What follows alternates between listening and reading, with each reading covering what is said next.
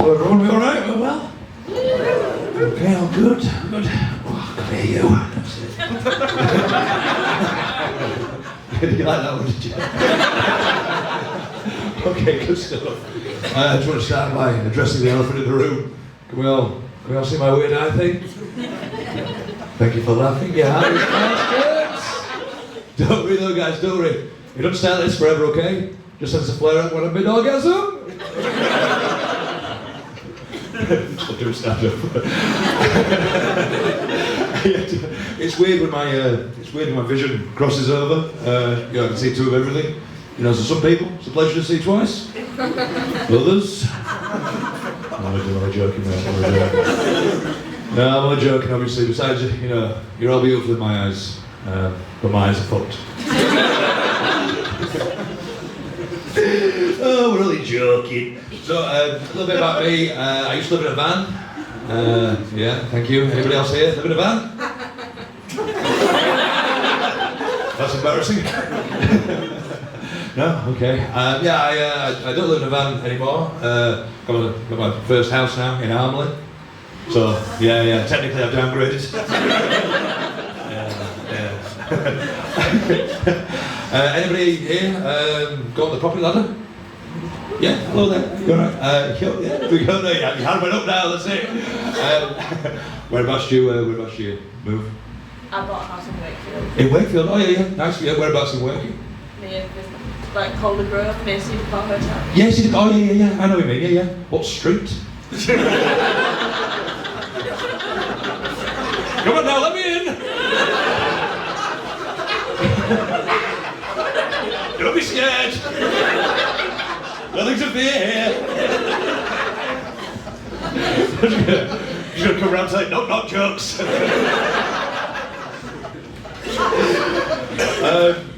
you have to do anything special to get the deposit sorted out? Like, how'd you sort that? Minted out, yeah. With money. With mummy and daddy's money, was it? Yeah, okay. With your money, okay. Yeah. The mummy and daddy gave you. Well, I live with my dad. I moved in with my dad for a couple of years to help save for a deposit, which wasn't easy, Me and my dad, we don't really see eye to eye. Called that, yeah. Me and my dad, we don't really see eye to eye. He's a typical Yorkshireman. He's very tight with his money. He doesn't like to spend it. He got even on his appearance, he got really bad at one point. He had about 3 teeth left, and he looks like he'd gladly suck a dick for a sandwich. It wasn't a good look, I was like, Jesus, Father, you can have the sandwich. I'm not mad about tuna anyway. If it was chicken, be a different story. But after a while, I said to my dad, I was like, come on, why don't you prize up in your wallet and spend a bit of money and get yourself a new set of teeth? And he looked at me and he went, yeah. And I'll never forget that. First time my dad told me he loved me. It's a weird response to what I asked him, but it doesn't matter, Cherish that forever. Yeah. Sweet man, really. He's a very sweet man. Living in a van was good. It taught me to be grateful for all the things a house has to offer. Being able to stand up straight, being able to run a hot bath, not being woken up every night by a group of angry teenagers who were apparently rocking me to sleep.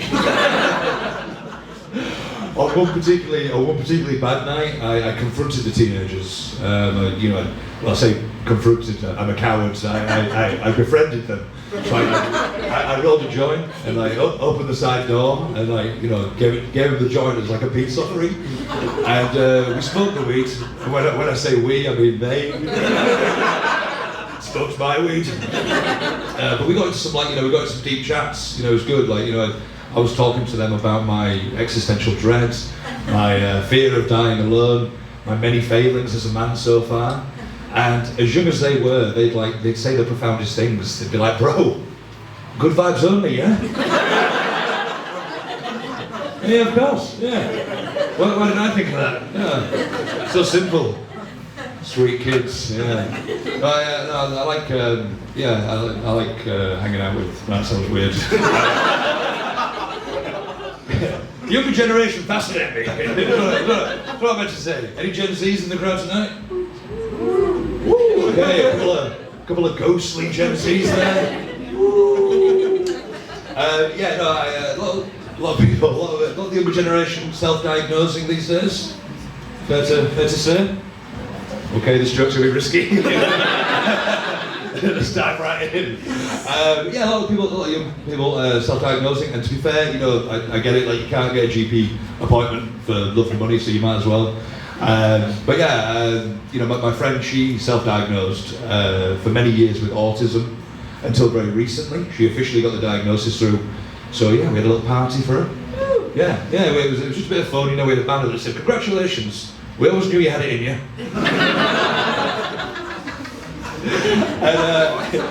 Just a bit of fun. It got me thinking at this party. You know, like how we have like gender reveal parties. Like they're a bit old hat, they're a bit out of date. And I think in the future we're going to start to see more neurodivergent reveal parties. You know, blue for ADHD, red for autism. Friends and family will all like gather round, you know, a little party going on, and mums and aunties will be like, you know, gossiping amongst themselves, going, "What do you think it's going to be?" And the mum will be like, "Well, deep down she's always wanted autism, but obviously she'd be happy with anything." We'll see what the test results say. Okay, that went better than expected. I've been okay. I might do. What should I do? Okay. I don't do this full time, believe it or not. Got all those unsurprised faces. Yeah, checks out. So I'm a carpenter during the day. That's what I do. Any tradies in? Okay. I'll build this country myself, shall I? No, you all look far too lovely to be tradies anyway. Country wankers. But so I'm a carpenter, and you know, shit on those down days at work, I think to myself, what would Jesus do? Okay, nobody knows the Bible in here. That's all right. Do we all know what a carpenter is? Yeah. Chiseling with the wood, shaping the wood, hammering? No, okay. Somebody actually came up to me after a gig and was like, "I didn't know Jesus laid carpets." It's not easy being a comedian and a carpenter. Both those jobs get weird reactions from men, for some reason. You know, it's like an affront to their masculinity. Like I tell blokes that I'm a comedian, they feel the need to tell me about every single joke they've ever heard. and similarly, that happens when I tell people I'm a carpenter. They feel the need to tell me about every single DIY job they've ever done. And I don't do the reverse. Like I don't go up to like office workers and be like, "Oh yeah, I sent an email once."